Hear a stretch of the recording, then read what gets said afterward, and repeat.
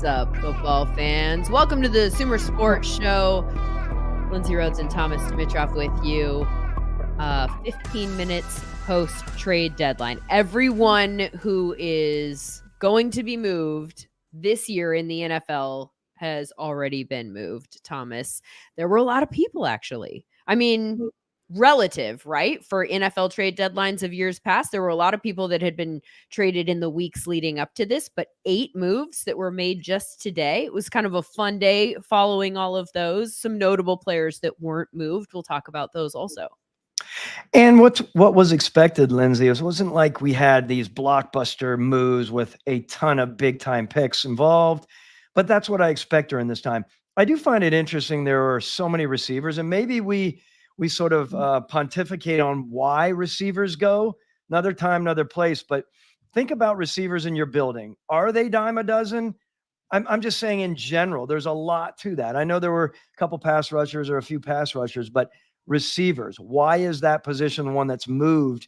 Is it not that complicated to transfer from one team to another? It's an interesting thought in my mind.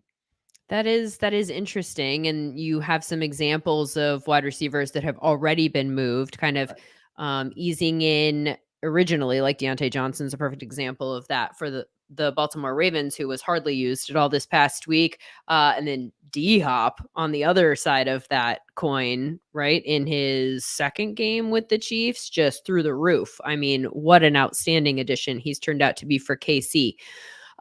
There were some moves today that were bigger than others. And as I mentioned, a few of the bigger names that we had our eye on today that were not moved, I think for a good reason, where the Bengals assets are concerned. So there's a lot to discuss here. There was even one move made by a team that was almost comical in the unnecessary addition. And I'm looking at you, Dallas Cowboys. For more on the moves that were made today, let's welcome in a couple of experts here from SumerSports. We've got Sean Syed from the Stats and Scheme podcast, which you can find a couple of times a week on the SumerSports platform, with Tej Seth. Hi, Sean. Hey, it was an exciting overall trade deadline. I think you get some good moves, some moves that, as you mentioned, could maybe use a little bit more inspiration. Yeah, I mean, at the very least, they kept us busy for a couple of hours so that people couldn't stress out about the election as we wait for results tonight, right? Sam Bruckhouse also here to walk us through our reaction to today's moves and give us some context as to what the moves mean for the new teams, for the old teams. Sam Bruckhouse is the host of the Sumer Daily Pod. Hi, Sam. Yeah, thank y'all for having me. I think not only did we learn a little bit about the differences in how these teams value players, but we learned about what these teams want to do moving forward, which was really exciting. Oh, are you alluding to your Saints maybe? With the biggest move of the day, Sam Bruckhouse is a Saints fan, and Marshawn Lattimore is a guy that we've all kind of in-house gone back and forth about a lot in the last 48 hours or so. Will he be moved? Can they afford to move him? His contract situation, his cap situation, it's all really kind of fascinating. As it turns out, I think this was the biggest move of the day, in my opinion. Marshawn Lattimore traded from the Saints to the Commanders, the Saints getting a third, a fourth, and a sixth in return for Marshawn Lattimore and a fifth. So the Commanders get some help with their pass defense, which could use it. They're 20th this year in EPA per pass and 20th in EPA per play, and obviously have very, very good offense, number 1 in the NFL in EPA per play. I think that this is a really interesting one that the Commanders decided to go in and make these moves this year, right? Because they're a team that we kind of talked about within the last couple of weeks is a team that was going to have to figure out, like, do we think that we can go for it this year? Are we going to make some moves at the deadline? Or are we going to kind of stand pat and try to build that way? Thomas, your reaction to the fact that they decided that they actually were going to jump into this? I think you're right. I think they are looking down the road a little bit, thinking we are a very good football team and we can beat anyone. I know that was Dan Campbell who said that.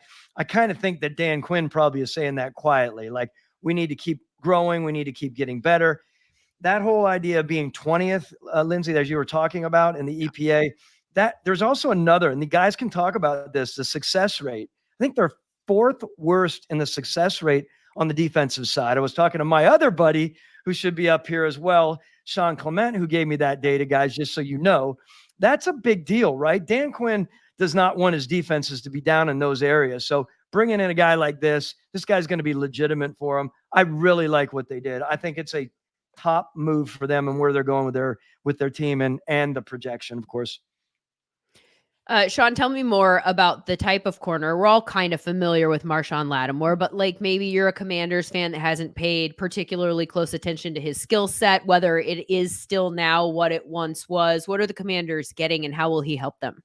Marshawn Lattimore is an in-your-face, I want to play man coverage cornerback, and that is beautiful for Dan Quinn's system that wants to play in-your-face man coverage. So there's a really good mesh there between a player who is still producing at a high level. Now, the biggest question is certainly going to be, is he going to stay healthy the entire time? You certainly hope he is as a Commanders fan, but I think he really raises this defense up because, again, they want to stunt inside. They want to get after you. They want to play man coverage on the outside. And to bring in someone with a really top-end pedigree to do that specific thing, I think it opens up a lot for this Commanders team where they've hit the lottery. You have your quarterback on a rookie contract. Now is the time when you get to really get fun with a lot of the moves that you make. And even if you think about the price being a little bit rich, maybe we can see what Sam thinks about that. Still a player that is going to be able to produce a lot for this team as long as he's able to stay healthy.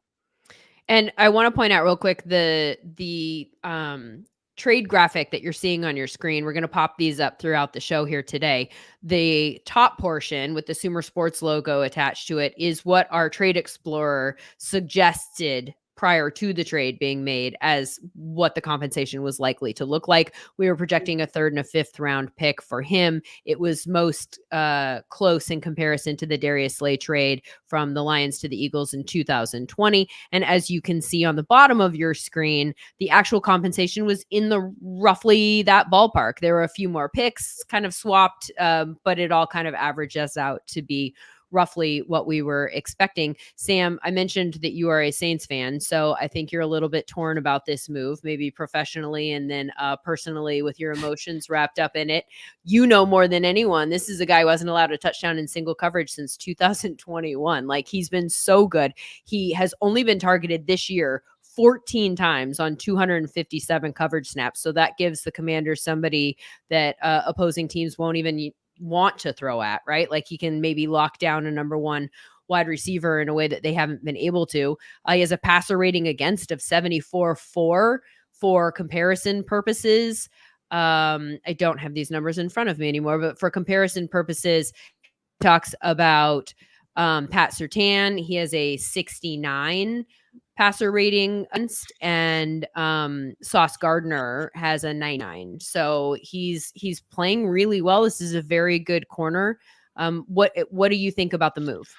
Yeah, so from the business perspective, I think this is a great move for the Commanders. And as Sean identified, you have a rookie quarterback right now that is playing literally at the highest level that we've seen in a very, very long time from a rookie, particularly being first in the NFL and EPA, and also scoring on a grand majority of their drives, an insane majority of their drives. And so you make the plays that are necessary now that you have a great record and you're in a division where the Eagles seem to be playing a little bit better, and the Eagles have a wide receiver hurt. And, you know, why don't we try to take Devontae Smith off the field? Let's go get Marshawn Lattimore. And so looking at kind of the compensation, I think it makes sense. You know, I think our Trade Explorer did a really good job here. I also looked at a very similar situation in past years with the Lions, when the Lions, you know, popped up and were all of a sudden this fantastic offensive team after building with Dan Campbell and Ben Johnson for 2 years, and they went out and they got Carlton Davis from the Buccaneers for a similar compensation, a 3rd round pick, slightly less. I don't think there was another pick tagged on, and I think that displays Lattimore's all-pro ability. And just to tag on another stat to that, you look at some of these detailed advanced analytics that our AI wizards put together behind the scenes at SumerSports, and he's top 20. Like, he's certified one of the best cornerbacks in the league. That's who the Commanders are bringing in for now. Can I say, Lindsay, quickly, just to be sure, yes, he is a Saints fan, but because he works for SumerSports, he's completely oblivious. And all of our client teams out there, he sees none of your data and none of your IP. That's what's very clear. We can all be, I mean, everybody I don't have an NFL team, and I know that blows everybody's minds and people are so confused. Most people who come to, any kind of NFL job have a background in rooting. And I feel like we've sort of moved away from like pretending like that's not a thing. Right. I mean, and I know you're joking in terms of the bias, but yeah, obviously. No, we talk about it a lot though. And I think he's on top of it because he knows that area very well. I think the last thing I was going to say seriously along the sides of this guy and what they did and what Adam Peters decided to do. They're going to go into the draft next year, down a third, down a fourth. I know they're getting back a fifth. I get that. That takes some discussion, Lindsay. That's not just one that Adam comes in there like, we're just going to do this. And he and Dan are just, it does come down to Dan Quinn and Adam Peters making that decision. But this is a kind of move you do have to talk to your ownership about. You have to talk about next year, understand that we're going to be devoid of a chunk of picks in the draft at a very important area. And I think that's always important to explain. Well, and I want to look up his contract here real quick because the way that I had framed this even going in is that you don't even necessarily have to thinking of teams like the Chiefs, for instance. The Chiefs were also reportedly in the mix here, but the price just got too high. So if you're looking at him, and there's been so much talk about his cap hit for the Saints, which I can get into also. But his no. Yep. Wait. Where is all of it? Now I'm having a hard time finding his contract. 31.6 million. Is that what you're looking for? Yeah, but now all of the money I'm having a hard time finding it. Maybe that's because it's been wiped out because he was traded. And so now he is Commanders. And so all of this moves forward. So 2025 and 2026, he has no guaranteed money left on the contract. His base salary does balloon to $16 million. So they'd be on the hook for 16 if they wanted to keep him under that current contract. But because there's no guaranteed money, they do have some maneuverability in terms of reworking that. What do you see this as a short term, or is this a long term and they're willing to pay him for 16 million? Is that a stupid question? No, it's not a stupid question. We can throw it to the guys as well. Just from an organizational standpoint, they're looking at a guy like this that they're going to build with, right? I think they're going to figure out this long-term for sure. He's that kind of a guy, obviously, as was alluded to earlier. Yeah. You're bringing in an all-pro to a team who is really looking to compete building. Right now. Yeah. And I think they still have positions of need, like they'd love to get, some extra pieces to help Terry McLaurin out. But they really filled a need here. St. Just and Forbes, they were playing, but we've seen in past years, Dan Quinn loves to have those great corners. He had Diggs, who was performing at a very high level, particularly in generating turnovers. And then we had Deron Bland last year, who was an all-pro. And now he gets his all-pro corner this year. Again, health is a concern, and I think that will play in to the compensation angle and how they approach next year, Lindsay and Thomas. But I love this move from the Commanders. I really think it was a win now move, but a smart win now move given the other things that they've done. And they're a really, analytical organization. The ownership, was willing to go with the process with the 76ers, the new ownership was. And as Thomas alluded to, if you're consistent in the way you approach that process, I think this is a good move for them.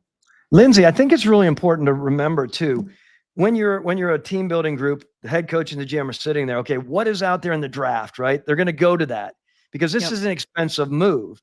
If they think there's a bevy of corners coming up soon and they're building for the future, then that's one thing. They're building for the future, but they're building for now as well, right, Lindsay? Yep. Because this is such a special season for them. If they were just teetering and they were doing okay and they're thinking about next year, like, hey, there's draft picks out there, let's just calm our jets a little bit, so to speak. That's probably the wrong thing. But I think that's a big thing. I think they're thinking here and now, even though there are some good corners out there and we could be cheaper in our approach next year or less expensive, let's do this now. I think again, back to Sam and Sean's point, it's a Also, legit move. Also, I mean, it's kind of interesting just like zooming out and thinking about the fact that the Commanders are even in this position at all. That they're in a position to go make a Right. move at the trade deadline this soon. I mean, it was a disaster just minutes ago in Washington, and how quickly they've been able to turn that around so that we're actually buyers at the deadline, and in such a way that Marshawn Lattimore probably conflicted a little bit in terms of like it being bittersweet because New Orleans has been his home for a while, and I'm sure that there are attachments in that building, but he's probably happy about where he is getting to go in terms of the optimism for the future. One thing I do want to tap the base on before we move on from Marshawn Lattimore, because a lot of other moves today to discuss, is what this means for the Saints. So I mentioned his contract and the cap situation being really interesting there. He has a cap hit, or had a cap hit as of yesterday, of $31.4 million that the Saints were on the hook for next year, no matter what. And that has to do with all of the things that we already know about the way that the Saints have handled their contracts. They take these base salaries, they turn them into bonuses, they push them toward the future. And then we keep talking about how the cap is fungible, but the bill will come due. Well, his was a perfect example of like, at some point the bill comes due. $31 million as a cap hit is nuts for Marshawn Lattimore. What's crazy about the fact that they traded him here is that he's actually a more expensive cap hit for them now that they traded him. The cap hit for them next year will go up by $200,000. So the way that I choose to look at this is that they essentially, and I know it's illegal to buy draft picks, but in this particular case, I think it's an interesting way of looking at it. For $200,000, is it worth it to get the picks that you got back in return?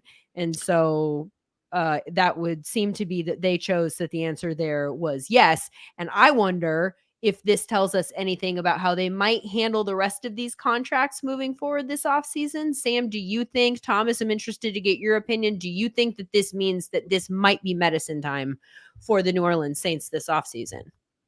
Go ahead, Sam. Well, I mean, the way the competitive rules are set up in the CBA, and as a data nerd and a guy who's played football and has a little bit of experience in the NBA CBA as well, I've always been obsessed with these rules, and more importantly, why they're set up that way for business reasons. And the goal in the NFL has always been parity.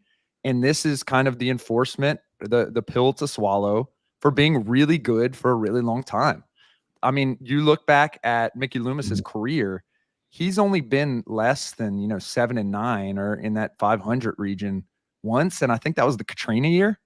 And so it seems like, time has come, and they did everything to extend the window that they possibly could. Kai Harley and all them did a great job to try to fit in frankly, one of the best draft classes ever into one cap sheet. Guys like Marshawn, guys like Alvin Kamara, they had to make a hard decision and let Anzalone and Trey Hendrickson go, but they kept Ryan Ramczyk. Like, how many of those guys are Pro Bowlers and All Pros now? And it's just really, really difficult. And Thomas can speak to it more from experience, but at least from, my purview, you're looking at how the cap rules are set up. You're looking at how you can manipulate them. It really is a credit card, and the credit card balance is coming due for the Saints. And I think this gives them the opportunity, this trade in particular, I think they evaluated, will this player have the same value if he plays with us, or maybe doesn't play with us, maybe he goes down. Will he have the same value as he does now? I think they made the decision, given that he's been in that building for a long time, given that he's been with those doctors, and the coaches for that matter. I think they made the decision he's more valuable now to get off the books and to bring in for some valuable draft pieces. And I think that's what they did. And I think they will continue with that operation now that they made two massive moves, getting Lindsay, very quickly. Moving on I'm so sorry, Sam. Very quickly before you move on. And you think about that. They just fired Dennis Allen, right? Exactly. Mid-season. Not easy. Yeah. You saw Mickey Loomis's comments. I mean, he was very positive about him. How did that go down? Here's another move. You can imagine that building right now. If you've been around it, Lindsay, from a different perspective over those many years at NFL Network and in the world, you talk to a lot of people during those times. That's an uneasy time. You add a move like this, there's a lot of uneasiness in that building right now. Like, hey, without swearing, MFs, you better get yourself up and play and show that you're ready to stay around here, because we're not only moving coaches, we're moving players, and you better do the best you can to show that you're worthy of being here next year.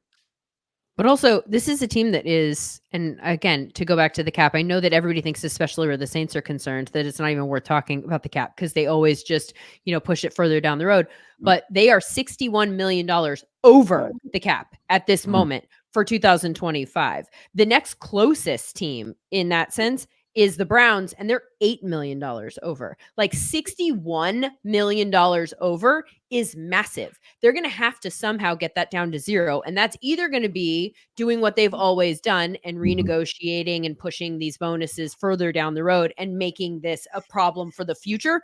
Or they go, we've lost 7 straight. We are 2-7. We have a quarterback that we're not sure is a quarterback that we have for the future. They do have the number 3 overall pick. If the draft was right now, if they continue to lose, that could even go up. I'm just saying this might be the time to tear it down. And you've got Cam Jordan, who has a huge contract, and he is getting up there in age. Derek Carr is a $51 million cap hit next year. I mean, there are some people you can't necessarily move around. You're going to have to pay the bill. But I kind of look at the way that they're built and the assets that they have and the fact that they're not even being competitive at the moment with those assets. And I think maybe this is rebuild time. Blow it all the way up. And they would have to send so many people packing, get as many. And that's what I think is interesting about Marshawn Lattimore and them trading him and getting so many draft assets in return. Because once they put all these people out, they're going to have to cut a ton of guys and trade a few. And then they're going to need draft capital to fill those holes so that they can do that cheaply. And what's reassuring to the Saints fans, and Sam knows this, Lindsay, Mickey Loomis, one of the very best and the smartest. People can throw their darts on their approach. Jeff Ireland, one of the best picking personnel men out there, who used to be a GM, of course.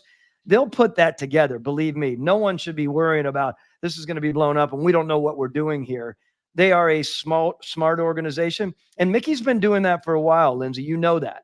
This isn't new and someone at the helm messing it up. So it will be interesting to see how they approach it.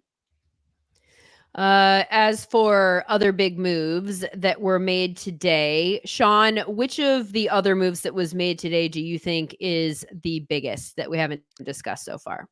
The Za'Darius Smith move to the Lions, I think we really have to talk about that, where it felt like the worst kept secret in the world that we knew that something like that was going to happen, because the Lions, after Aiden Hutchinson went down, absolutely needed edge rusher juice there.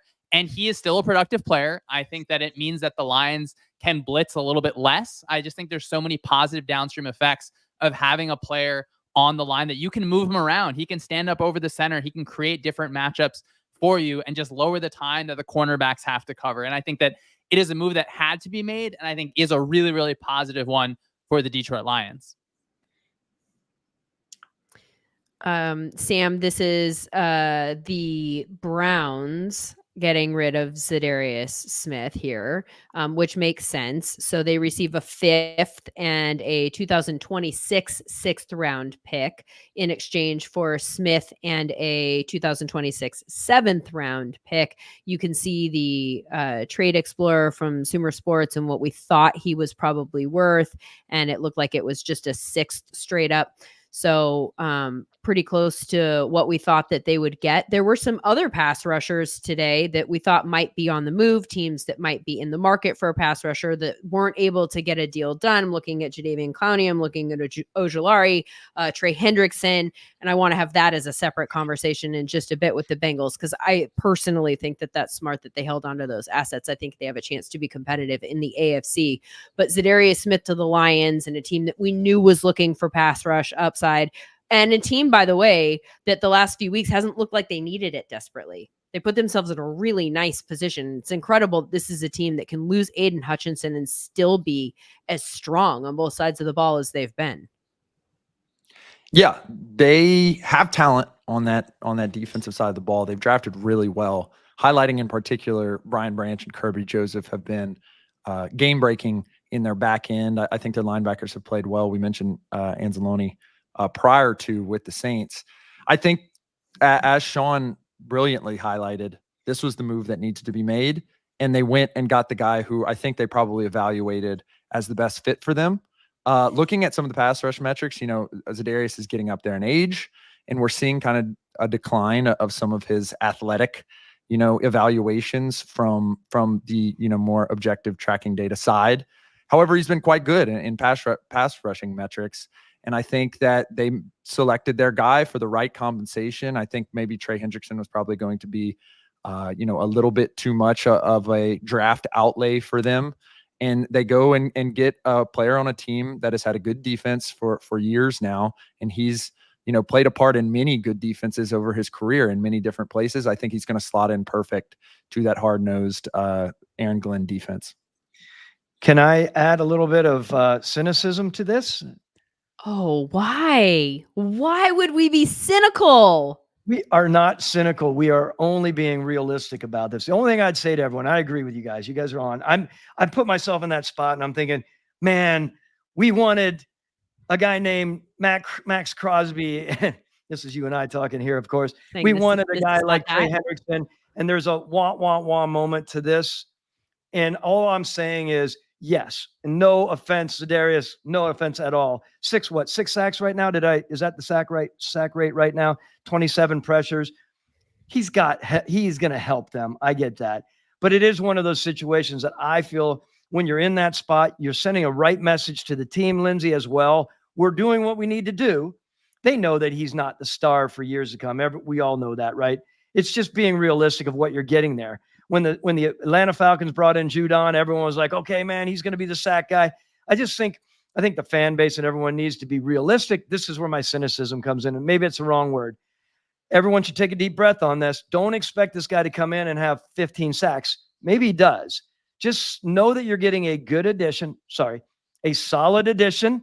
I'm particular about my semantics. And he's going to be helpful. Good dude, good person. He's going to be helpful for that organization. But keep it in perspective. That's all I'm trying to say. You could argue though that the Lions, the last few weeks, again, we obviously agree. Max Crosby would have been very exciting for this year, for the long term. I mean, putting him with Hutchinson is massive, and this is not that, obviously. But I think it's a good move for them just in terms of depth, as they have already established themselves as a Super Bowl contender, right? There are a few other teams that are trying to establish themselves as being in that mix. We have the Steelers having made a couple of moves today that are interesting. I don't know that either of them are particularly high level moves that were made. The first one was Mike Williams. They picked him up from the Jets. The compensation there was a 5th round pick, which is so D-Hop went for a conditional 5th. So just interesting there that they're kind of in the same ballpark. The Steelers had reportedly also called the Panthers about Thielen. I think that this one's most interesting, Sean, in the sense that he is a really big body, Mike Williams, and obviously he has a hard time staying on the field and deals with a lot of injuries and hasn't been particularly great this year. He hasn't played all that much in an effective way for the Jets. But he is a 6'4" guy, 218. And I think he's a guy who gives Russell Wilson like a good contested catch type guy, a guy who can go get the ball. And Russell Wilson, I think what we saw from him in his first game with the Jets was that he was willing to throw into tight windows and let his wide receivers make plays. He threw into tight windows at a 31% rate. That was the 7th highest number for a quarterback this season in that regard. So I think maybe he potentially helps out in that sense. How do you see him helping out with the Steelers? Mike Williams, he's an outside contested catch ball winner, and that really is his skill set. So you slot him into Pittsburgh, where, of course, you have George Pickens out there on the outside. And I think when you look at the Steelers, again, this isn't like a move like a Brandon Ayuk going in there, is something that we kind of talked about leading up through the season. But if Russell Wilson is okay just throwing those outside shots, that adds an element to the offense that makes them just a little bit more competitive, where they, of course, have had such a strong start to the season, certainly led by that defense. And I think I might be skeptical of them as a team overall, and not that adding Mike Williams changes the whole entire outlook of the offense, but hopefully it just continues to push them in the direction that they are going to challenge you down the field. They are going to challenge you on the outside and force you to play one-on-one. And if you get enough of those catches, the way the Steelers have that pass rush on the opposite side, it makes them a real threat. What are we talking about? I think it was 27th in pass yards, right? I mean, Pittsburgh definitely needed to add. They were wanting to be in that market though a while, weren't they? On the Devontae Adams at one time and all the talk. And by the way, I mean, the best contested catcher, I mean, Pickens, what he does, we talked about it before, right? Blows me away. So I think it's an interesting move, Lindsay and group here. I do think he's on the tail end. I mean, I'm concerned about what he's going to add, of course, but bringing a guy in, to your point, another guy can go up and get, he's a bigger guy, of course. I'll be interested to see how they play out on it. I love what Pittsburgh is doing this year. And I think Omar Khan and the way he's approaching it with Mike Tomlin, did I say something last week about trading for head coaches? Did I do that? I don't know if I ever did, but he's a guy that is a really good coach. We'll leave it at that. Are you're teasing us with this trade for a head coach thing. You want people to trade for Mike Tomlin? What's going on? How is that? I think Mike Tomlin does great work, and I think he puts together really good teams along with Omar Khan. They're doing good stuff here to continue to grow because they're just in a really cool momentum spot. And look, I laud them both for their decision to team build the way they did with Mike. Look, this is a team that, all Steelers fans obviously have had the same conversation for a number of years now, where they get to the playoffs and then they don't do anything in the playoffs, and they really want to get over that hump. And I'm not sure that any of the moves that they made today particularly do that, but they help. And so, that's always a good thing. The Steelers have an insanely tough schedule for the rest of the season. I'll pull that up to go over with you because it's really, really tough. I'm not 100% sure this is a team that's going to make the postseason based on that, but these are additions that obviously help them get there. Sam, the Steelers only have 3 wide receivers so far this year that have more than 5 targets on the season. That's Pickens, obviously, with his 58 targets. Calvin Austin has 25. And then Van Jefferson, who I assume is the guy who is most affected by Mike Williams' addition. He has 21 targets. He's obviously the other outside guy. Calvin Austin rotating primarily through the slot. That's not Mike's gig. So do you see Mike and Van kind of rotating in that regard? Does Mike take his place? Like, what do you think we're actually looking at here with regards to Mike's role? I think that this is kind of a continued movement towards a system that Arthur Smith likes to play. Because you think about the moves that they made there in Atlanta, and they went out and got 2 big, pass catchers in Kyle Pitts and Drake London. And they supplemented that with other guys, but they even, brought in other tight ends to try to be successful and play that brand of football with, talented running backs behind it. And I think that's what this movement is, to have 2 guys on the outside, 2 power forwards on the outside out there that when Russ gets in trouble, they can decide to go play action and chuck it deep. And I think having 2 options there, which you kind of noted, they don't really have, Calvin Austin's a legendary guy in the American Conference, but he's by no means, playing basketball anytime soon. I think that's why they go out and get Mike Williams. And it reminds me vaguely of, a guy that they had who was substantially younger, but like Martavius Bryant was another guy who was one of these 6'4", big body wide receivers, very young. His best year was at age 24. But given that Mike Williams has not played super well this year, I think this is another true, belief in Mike Tomlin and his coaching staff, as Thomas alluded to, that they can kind of rehab this guy's game and make him into a guy who fits what Arthur Smith and Mike Tomlin want to do. There is another Steelers move that was made here, and I want to get to that in just a second. But before, because Thomas has an out time here, so before Thomas leaves, I do want to touch on the Bengals real quick, because the Bengals were a team that was mentioned, a couple of really high-profile assets that had been discussed potentially as guys that could have moved, and that was T. Higgins and Trey Hendrickson. The fact that they did not move them, and honestly, there was like no news regarding them at all today. It felt like we weren't even discussing this once the trade deadline actually came. Do you think that this is a sign that they think that they can turn things around and make a run this season? I personally do, and I think it reeks of the belief that these are pillar players on their team. Obviously, both in their own way and different times in their career, of course. But I think they're a driven, competitive franchise. And again, Duke Tobin is going to be in Mr. Brown's ears all the time saying, do not move our stud players here just because we think we can get some comp for them. That seems like it's them, right? So I'm happy that they didn't move both of them. As much as I would have loved to see Trey either go to, of course, Detroit, or I keep bringing it up, I think Atlanta needs a pass rusher. Am I ever going to stop that, guys and gals? For some reason I keep coming doesn't look back like it.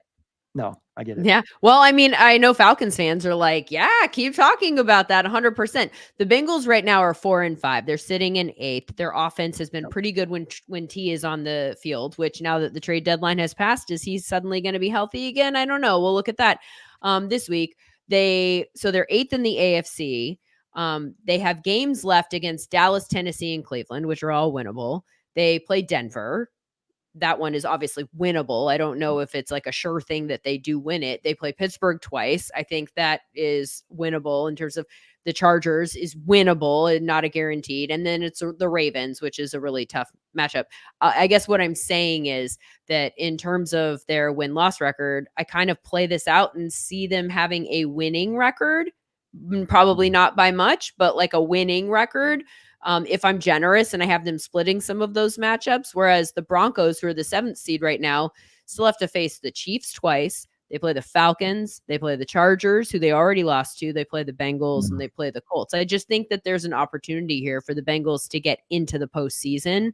And so in that sense, I think it's probably smart that they didn't abandon these assets, because if they had traded them, I think that all hope is lost. And we've kind of seen the effect of taking T. Higgins off the field for them for the last couple of weeks, though Mike Gesicki has been good, I guess, in his absence. But we'll take T over Gesicki any day. Thomas, thank you so much for your time. I know you've got meetings to get to, and so we'll check back in with you again next week. See y'all. Still have Sean Syed and we have Sam Bruckhouse. Let's get back to the Steelers conversation here real quick, because I want to pivot to the defensive side of the ball, where they brought in Preston Smith from the Packers. The compensation was a 7th round pick this year, so not much.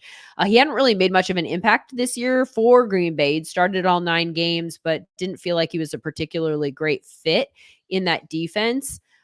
They've got Van Ness sitting behind them. I originally thought, guys, that this was probably a move that I got really excited. In fact, Matt Stopsky, our producer, could tell you that I sent him quite a few text messages, getting excited about like a Trey Hendrickson or, something else, because it felt like this was maybe a table setter. If they're going to clear out a starter, that they were going to maybe bring in someone else, because the Packers were already a team that we'd talked about or had been brought up as a team that might benefit from a pass rusher at the trade deadline. And then they not only didn't bring somebody in, but they excused somebody that they already had. So this does look like, since they didn't make an additional move, this is a move sort of to the bullpen and letting some of these younger guys get some reps. How good are those younger guys, Sean? Or is this is a move that on the surface for a team that is pretty competitive in the NFC, or has been so far, it feels a little bit confusing. So explain it to me.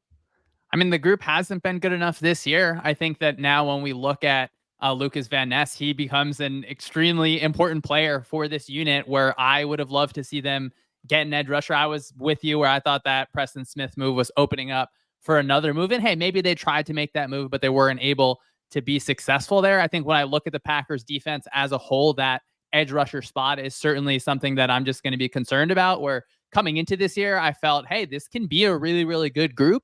I think they've underperformed a little bit, and it's been a little bit of an issue, where I think about that NFC North, where the Lions have so clearly separated themselves from everyone else there, and the Packers, now they feel like, hey, we're a wild card team. We're going to hopefully get a good matchup in the playoffs. What about you, Sam? Yeah, you look at the metrics, the pass rushing group has not been particularly fantastic, but the coverage unit has been great. And this seems like a move where they've made the decision that they're going to lean on that coverage unit.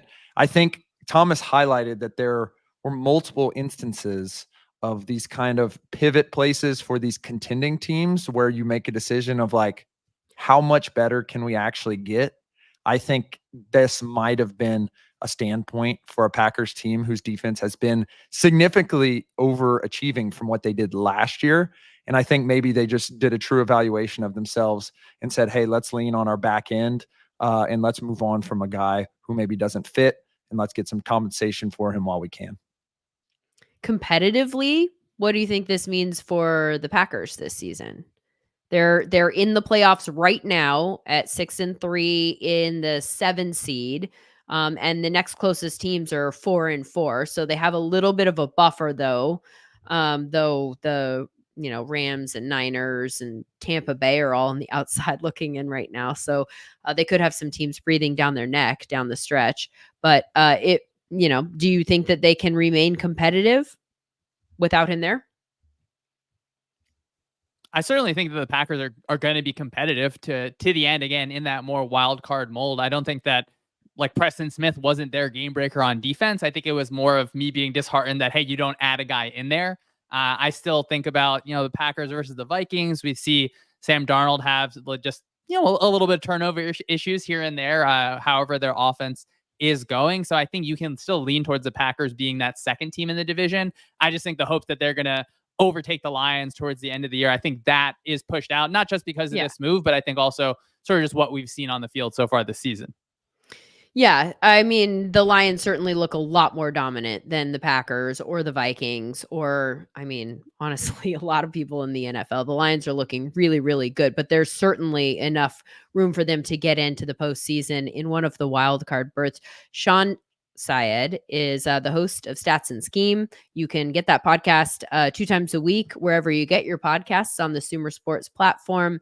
And thank you so much for your time. We're going to let you go. You guys have, other work to do. I don't know what this is all about. Sam and I have all the time in the world, so we're going to stick around and talk. Wait, thanks so much. I'm jealous of you guys to keep on talking about some of these trades. Sam, there are some pretty good trades still left to talk about. We haven't even gotten to the Cowboys, which I think is just straight entertaining. Should we go there next? Because what are they doing? What are they doing? This is like, I literally said yesterday on the fantasy podcast that I do for Sports Illustrated, Fantasy Dirt, with my co-host, who is a hardcore, very sad, perennially Cowboys fan, right? I said yesterday they have the opportunity to do the funniest thing by being a buyer at the deadline immediately after losing Dak and CD getting hurt and Dak mouthing on the sideline what he mouthed, which was essentially we effing suck. And then they go, not only did they make a trade for a wide receiver, but they make, I think it can pretty much be agreed by all that this is not a good trade for them to give up a 4th for Jonathan Mingo. It's certainly an interesting process. And I think there's 2 schools here. And at SumerSports, we get to see both schools, and we're trying to blend the best of both worlds and learn from both sides. And I think you see what the Cowboys have done in past years and how they've built their team, and it's been by excellently drafting. They've drafted Dak Prescott. They've drafted CeeDee Lamb. They've drafted Michael Parsons. They've drafted Trayvon Diggs. I think they believe in their evaluation from the scouting side. And I think that's probably what this move is here. You look at the other side, you look at the analytics side, just the sheer math, and the metrics have not been good. He's in the lower third on all of our track metrics that we have here at SumerSports. He's 135th out of 143 in route running. It's not good. He's been put behind Coker, who the Panthers folks were really excited about. And you kind of look at the flip side of this trade at how the Panthers have been approaching these trades, given that, frankly, at this point, they have similar records, and they've moved players that they didn't necessarily want to pay for other players who they've then moved out in Deontay Johnson and brought in draft capital.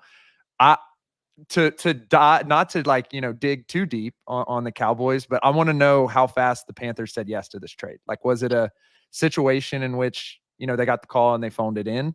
I don't know. It's an interesting evaluation from both sides. I wouldn't be surprised if the Panthers didn't call them and go let's call Jerry. We'll see if this works. Let's start high and work our way down. It's fascinating to me that they give up a 4 for Jonathan Mingo and Deontay Johnson. Jonathan Mingo, who was where he was on the Panthers depth chart. like in terms of just Panthers wide receivers, Jonathan Mingo in the mix, but certainly not like their one, not their two, not their, I mean, has not hit. Can't specifically consistently be on the field as a guy that is like a priority within the offense. Right. And you get a fourth for him, while Deontay Johnson, who was their one, went for a fifth, and he was packaged with a sixth. Like, it just doesn't even make sense that the Cowboys would say yes to this deal just with that in mind. Like, literally looking at just Deontay Johnson. And I'm sure that they're betting on the fact that he's young and we can fix him and we'll have him for a long time and he's inexpensive and all of this stuff. But I don't know. They're kind of wearing it today, the Cowboys. Back when I used to play, we had a theory, I guess you can call it, or a saying. And the idea at the time, we had a guy who's, tops and tackles in the league right now, Dorian Williams. So he made a lot of these plays, obviously. But if you're attacking the outside zone, there's a decision to be made of whether you play your gap or if you get a shot and you see the guy kind of put his foot in the ground, you leave your gap and you make the play. And they called those the hero or a-hole moves. And this is certainly a hero or a-hole move from the Cowboys. And we'll see how it plays out. Yeah, I mean, I guess we'll see. I guess another move that was made today that is, well, I don't know exactly how you would frame this one, because I think it's kind of a wash in terms of the comp was just almost close to nothing. Tre'Davious White goes to the Ravens. The Ravens have made several moves and obviously are a team in the AFC that's probably got the best chance to unseat the Chiefs. And then they're in that conversation with the Lions also as some of the best teams in the NFL. And they've made several moves. They needed help in terms of their pass defense. Now, we had said last week that we would have preferred maybe an edge rusher to help with the pass defense, but up front. And instead, they bring in some help for their coverage unit. But it's a guy who has had success in the NFL. He's a two-time Pro Bowler, Tre'Davious White, but he has been a healthy scratch for the last 4 games for the Rams. And in the 4 games that he has played this year, he allowed 9 catches for 151 yards and 4 touchdowns and had 5 penalties in coverage. So on the surface, it looks like they went out and they got themselves some cornerback help. Does Tre'Davious White help the Ravens? I think the Ravens are in a position where they had one of the best defenses last year. They've had a rocky road this year, but at the same time, their offense is so good. They're not in a position as kind of the Lions and some of these other teams may have been, where they want to, greatly upgrade at any given position. Marlon Humphrey's playing quite well. I think this is more of a depth move. Marlon Humphrey did, get tweaked up in a game or two that here or there, ended up returning. What really interests me about this move is the compensation. Like we've seen kind of these, let's get this guy off the books move, a conditional 7th. Like Cam Akers, it was a great example of this. I think maybe they could have pulled that off. Again, like we're really splitting hairs here. But it's interesting to see that the Ravens would do this. I think it's truly a depth move for a guy that they might believe in. And given that they're in a division where Joe Burrow is playing at an MVP level, and that's probably why the Bengals didn't want to get involved in anything, you just try to bring in replacements at every position you can if it's at the right price. I think that was probably what this move was about. I mean, in terms of it being surprising that the Ravens would do this, I feel like the compensation was like, hey, you buy me lunch next time we're together. Because the Rams get a 2026 7th round pick. And then they send with White a 2027 7th round pick. Right. I mean, that's like a non-pick. It's so far into the future and already in the 7th. And I mean, so is the 2026 7th, right? So this feels like hey, you just go ahead and take this one on and good luck. I hope it helps. Khalil Herbert, the other player that was moved today to the Bengals. Actually, we've got a couple more here. Khalil Herbert was moved to the Bengals from the Bears. So he helps out there with some depth at running back. Chase Brown has been really good for the last couple of weeks in Zach Moss's absence. Zach Moss now goes to IR, and so we are going to be without him. This feels like a conversation that is about just covering their bases in case Chase Brown gets hurt, right? Or do you think that Khalil Herbert works his way into that backfield in a rotational sense?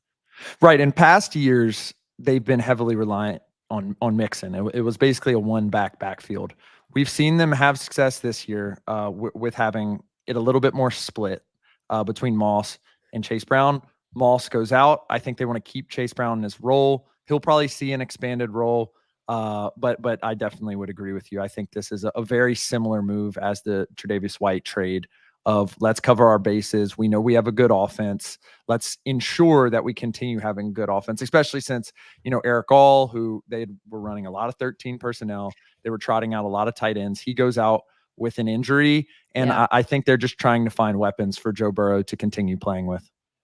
Yeah, Eric All's injury, an interesting one that you bring up there that will probably lead to more visible production for Mike Gesicki the rest of the way too, right? Because he kind of takes over. Like we saw a big game from him in like fantasy sense, those kinds of numbers were big for him this past week. And my guess is that he'll be more in the mix for that kind of thing. The last second move that was made that came out after the deadline actually passed, so it must have been just right up against the deadline. The Niners were trying to add some depth to their defensive line, defensive tackle, and they picked up Khalil Davis for a 2026 7th round pick. The Niners are an interesting one because they had so much cap space. I mean, this is not, you don't have to use it all, but I was like, feel like a sneaky team that could maybe go make a surprising move and kind of blow this thing up in ways that we're not talking about, just because they had so much money to spend. But obviously they have a lot of people that they're trying to pay.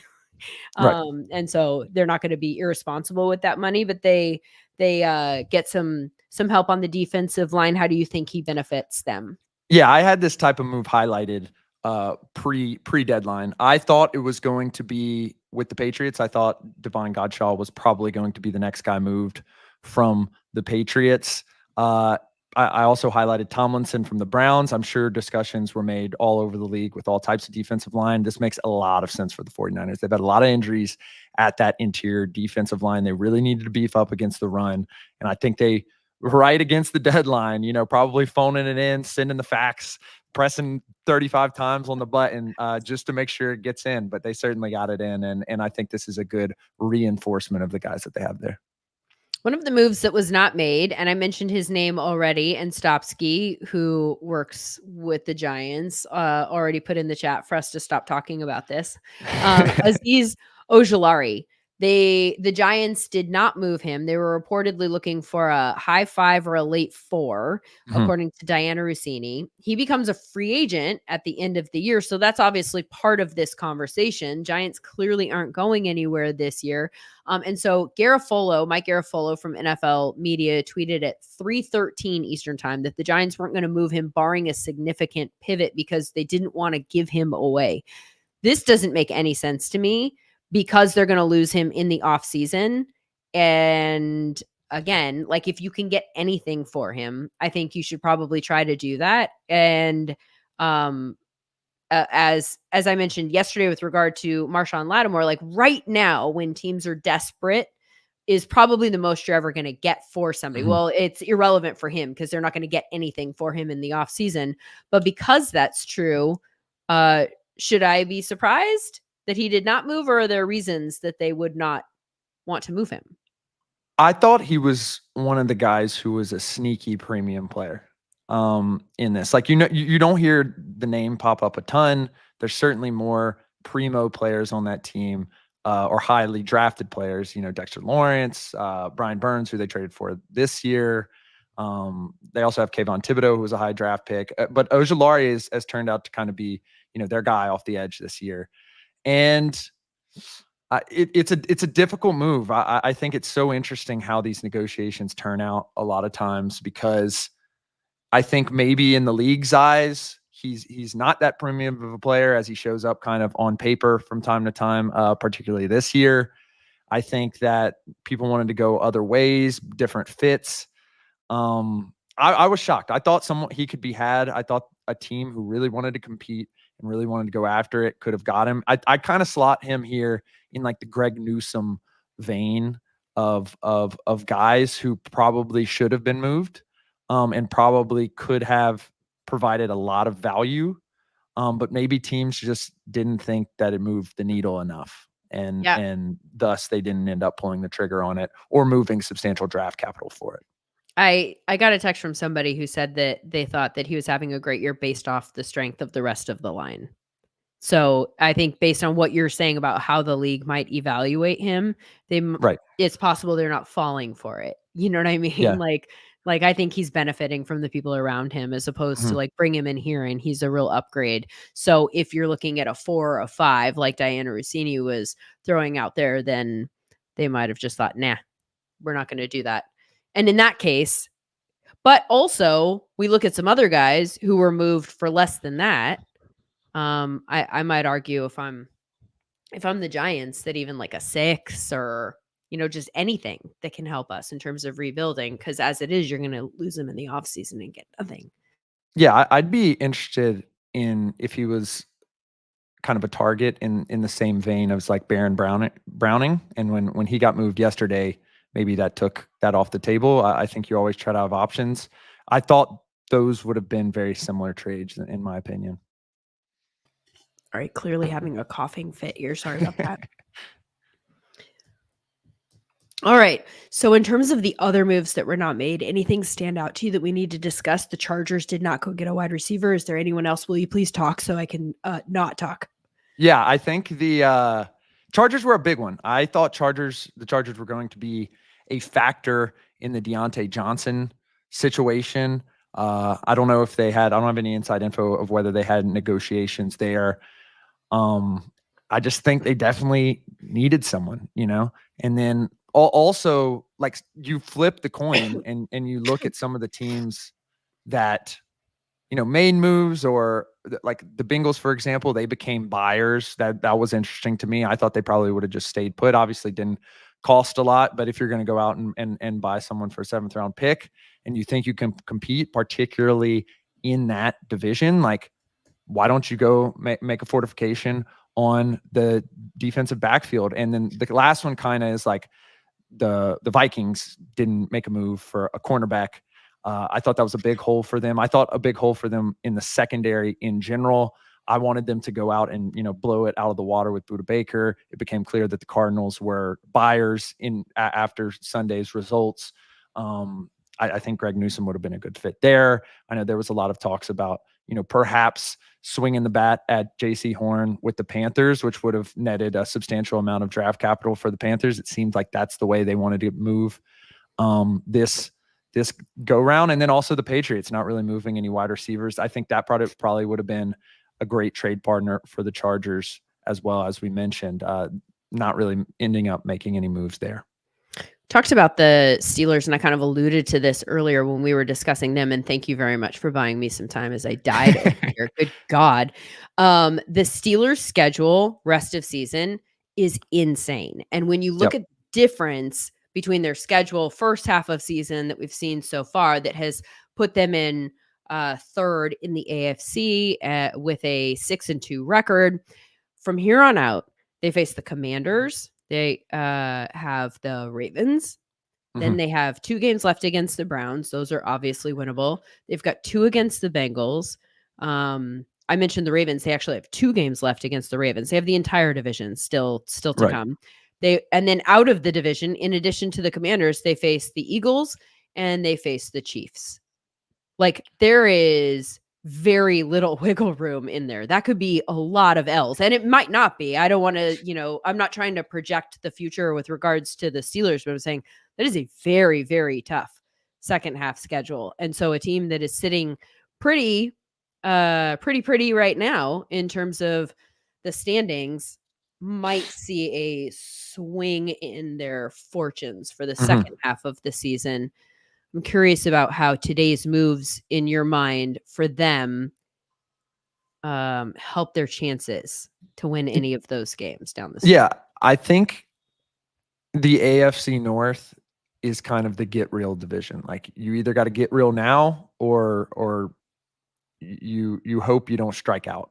And I think that's why, despite the Ravens blowing teams out of the water and having multiple all pros. I think probably by the end of the year, they'll have multiple all pros on their team, still going out, making multiple moves to fortify their team, even when, some other teams that are in a similar position wouldn't do that. And I think you look at the Chiefs to a certain degree as well. I think there's kind of an arms race in the AFC right now. And I think that's why the Steelers got involved there. In terms of like, if we're going to go like eye for an eye here, I'd be interested in your thoughts. Like, does adding Mike Williams into an Arthur Smith system make the same difference as adding, Deontay Johnson into that system, the Todd Monken system? Like, I think probably Mike Williams will probably be, the better benefactor, but I don't know if that actually helps interesting. them against, nasty Browns defense. Again, like the Ravens aren't playing super well on defense, but he's going to have to go up against Marlon Humphrey. He's going to have to go up against Kyle Hamilton and all those guys they have in their defensive backfield. And then the Bengals aren't playing well on defense, but like who knows how they'll break. They have Mike Hilton. They have some good guys at the safety position as well. And so it like really became an arms race in the AFC North. And it'll be interesting to see how it plays out. I think the Steelers are probably in for a regression. I think the Ravens, that offense is not going anywhere. I think the Bengals, that offense isn't going anywhere. And I think the Browns, they were sellers certainly, but their defense has been good year after year, and you're still going to have to compete with Myles Garrett. I think Myles Garrett and TJ Watt are very similar players. I think the Pittsburgh defense altogether is probably better than the Browns defense, but you're playing Russell Wilson, and like he's played well thus far, but how far over expectation can we really get from him? This has nothing to do with the trade deadline, but since we're talking about playoff hunt right now, if you were going to call your shot right now in the NFC West, who would you take? Oh, I'd go with the Rams, no doubt. Like, no doubt. Okay. Yeah, no doubt. Tell me why. They're at 4-4, one of the many 4-4 teams. Cardinals in first right now at 5-4. And let's see, the Rams and Niners are 4-4, and Seattle is 4-5. Right. I think the 49ers prior to the year, I didn't like them. I thought the injury bug was going to hit. It seems like Christian McCaffrey's going to come back. Like, question mark? Yeah. Who knows how he'll look? I mean, we've seen the two Achilles guys play at the quarterback position, who is protected by 5 big guys, in Cousins and Rodgers not be able to move. We don't exactly know what the Achilles injury for McCaffrey was, but I think it would be a bridge too far to expect him to be, old school Christian McCaffrey. They've been hampered by injuries. The Seahawks have just been inconsistent. And I think I like what Mike McDonald has done up there. I think it's just probably a building year for them. Leonard Williams has been playing well as well, but I think it's just a building year for them. The Cardinals, I think, are in for a regression. And I think the Rams are for real. I love their offense, and their defense has been playing really well too. And I think Braden Fisk and Jared Verse, I think both of them hit. And when you hit like that with your first round pick and your day 2 pick, like, you're in business. And I'm excited to see how they progress moving forward. I think they have a hole at the safety position, certainly, but I definitely think the Rams are going to end up pulling this out and go on a big winning streak. I don't disagree with you. I find what you're saying about the defensive side of the ball, though, for the Rams as the most interesting part of that, because I think that the Rams offense is kind of that feels like low-hanging fruit. Coming into the season, I was like, well, they're gonna have a positive regression from last year when they dealt with Cooper Kupp and the injuries and all that kind of stuff. We assume he gets back on the field.